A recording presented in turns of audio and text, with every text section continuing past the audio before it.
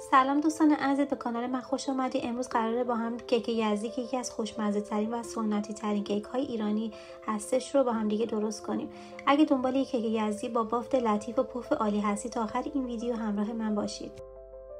اول از همه یک پیمانه نصف شکر اضافه میکنیم،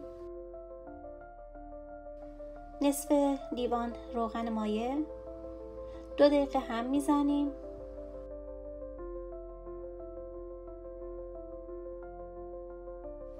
سه عدد تخم مرغ به دمای محیط رسیده رو اضافه میکنیم. یکی از علتهای پف نکردن کیک یزدی استفاده از تخم مرغ سرد هست.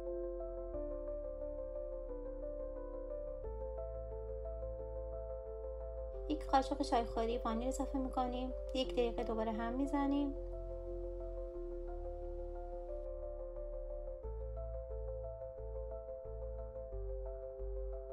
یک لیوان شیر ولرم رو اضافه میکنیم. 1 دقیقه دوباره هم میزنیم. مواد رو تا این مرحله کنار میذاریم. در یک ظرف جداگانه 3 لیوان آرد رو کاملا الک میکنیم.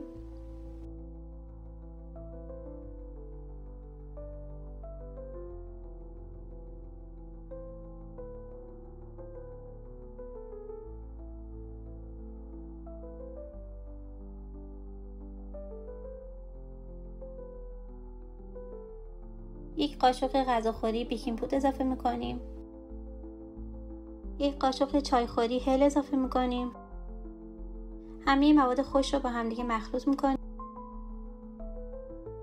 آرد رو کم کم به موادمون اضافه میکنیم.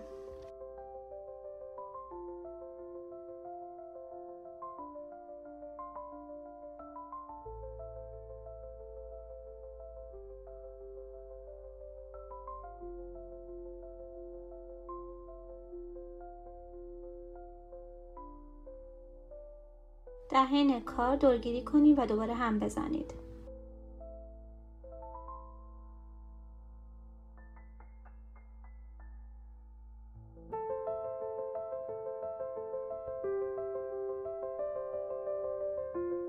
سه قاشق غذاخوری گلاب رو اضافه میکنیم و کمی هم میزنیم.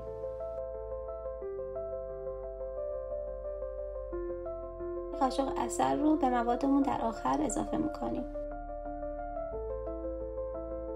و کمی هم میزنیم.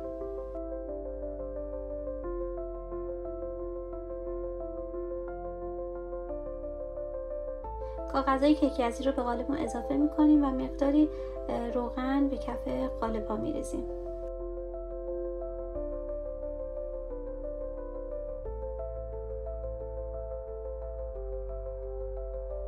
توسط 2 تا قاشق میتونیم مواد رو کم کم به قالبمون اضافه کنیم. مواد رو تا نصفه در قالب پر میکنیم.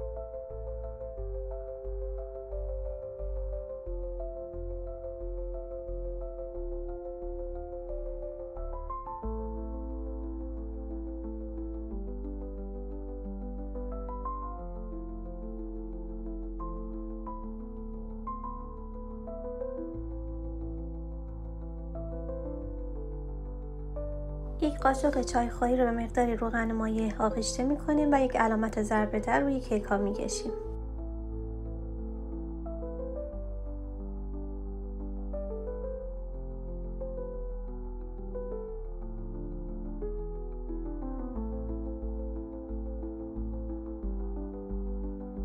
کمی کنجد روی کیک ها میریزیم.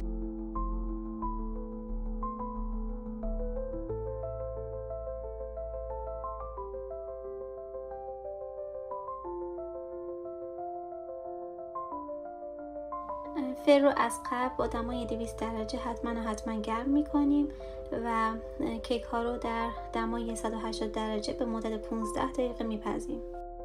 امیدوارم که این ویدیو براتون مفید باشه. تا ویدیوی بعدی خدا نگهدارتون.